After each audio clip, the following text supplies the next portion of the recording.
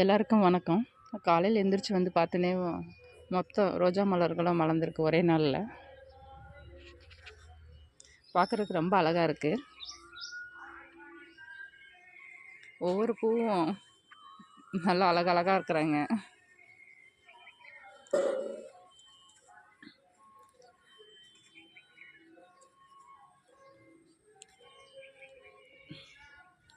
இதை நான் கோயிலுக்கு கட் பண்ணி கொடுத்துருவேன்.